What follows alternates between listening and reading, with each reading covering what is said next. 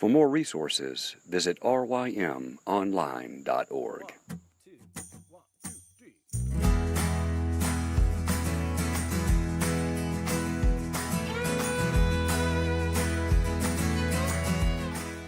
The Local Youth Worker is a daily podcast that's centered on 5 questions each week.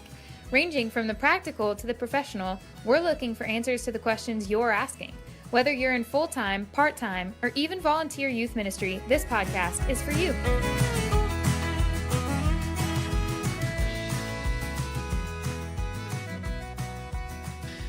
All right, everybody, welcome back. We are talking with Collin Hansen, and specifically talking about his book, Young, Restless, Reformed. Collin, the 10-year anniversary of this book is coming up, and so looking back over almost a decade from this work being released, what have been the most surprising outcomes from this work, both the good and the bad? What are some of those things that have surprised you about it? Well, probably the best surprise has been that I've actually heard from a good number of people who came to know the Lord through reading the book. Wow. That was a surprise to me. I mean, I wasn't as surprised to hear what I've heard most commonly, which is, how did you know my experience? You described my life. And it's kind of like when you preach and somebody says, how did you know to say all those things to me? Mm-hmm. And you're just thinking, I didn't. But thank God for the Spirit. Absolutely. So for him convicting and using those words. So I wasn't as surprised by that because I'd heard those stories from people and I was just the conduit of telling those stories. So it wasn't a surprise to hear that, but I was really surprised for people to say, I didn't know the Lord. I was, one guy told me I was in the Navy at the time and a friend of mine sent me this book and the Lord used that book to save me. And I wonder if it's had that kind of effect, especially on some people who grew up in the church and maybe grew disenchanted with the church and needed to know that there was a movement of God, of real, vital, affectionate religion that was actually historically and biblically grounded, to help them to escape some of the narrow confines of whatever religion that they had only inherited and that they didn't really understand in context. So that might have been that's what, I mean, any Christian, that's what you want to do. You want to be used by God Absolutely. to help change other people's lives and to help them to follow Christ. So that's really encouraging.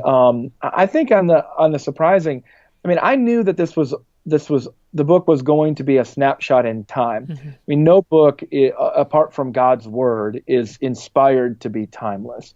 But especially when you're writing a journalistic account, it that it's an artifact. And so you just, when you're writing about all these different figures, you just don't know how things are going to turn out. Mm-hmm. And it's interesting looking back in 10 years that there are any number of figures who I didn't even think to write about in the book, or who I barely thought to write about, but they just weren't really major kind of influencers at the time or really integrated well into that network.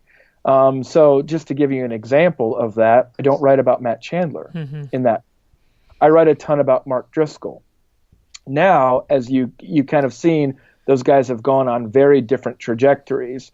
Mark's church no longer even exists. Mm-hmm. I mean, Mars Hill Church doesn't even exist anymore. And he lives now in Arizona where he's leading a church. And Matt hadn't even yet gone through brain cancer on Thanksgiving and that aneurysm and thinking that he was going to die and expecting to die. And then miraculously recovering and continuing to lead the village there in Dallas as it's grown. And then to take over leadership of that very same Acts 29 network as the president that Driscoll had helped to found. So that's just one of those surprising things. I guess I'm not necessarily surprised that various different figures that I profiled in that book have gone on and changed, and some good, some bad, and that other figures have emerged in their place.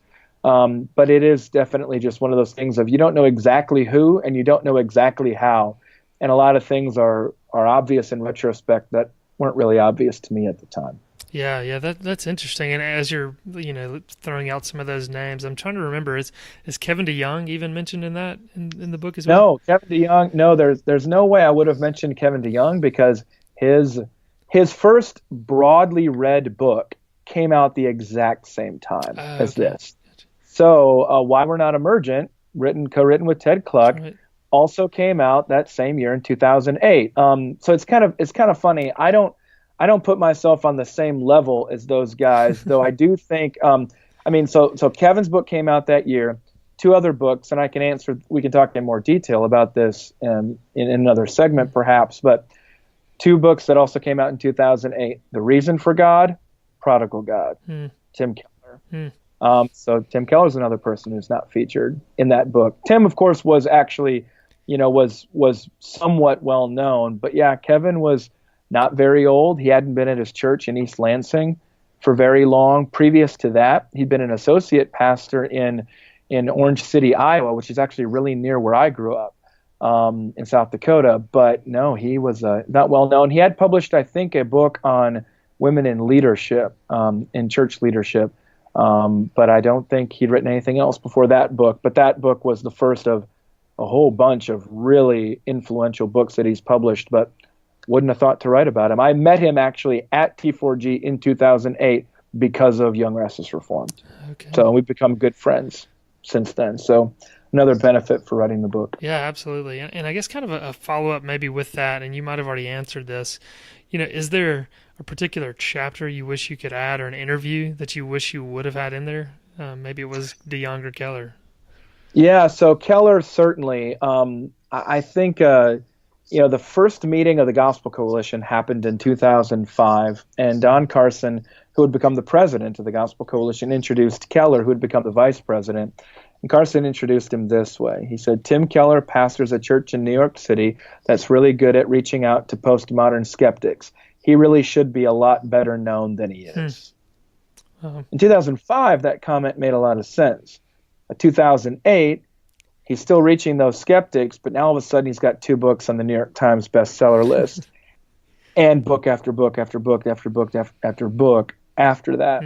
And when you think then about the growth of the Gospel Coalition ministry that they helped to found together, just things have changed quite a bit. So of course there's nothing about the Gospel Coalition in that book either, at least not that I remember. Maybe I did include it in there. I don't think, maybe I don't even remember. Yeah, I was trying actually to skim back through it before we were talking, and I don't remember seeing anything in there. You would know better than I would, but I don't remember. Because I think the first conference was summer, fall. It was summer of 2007.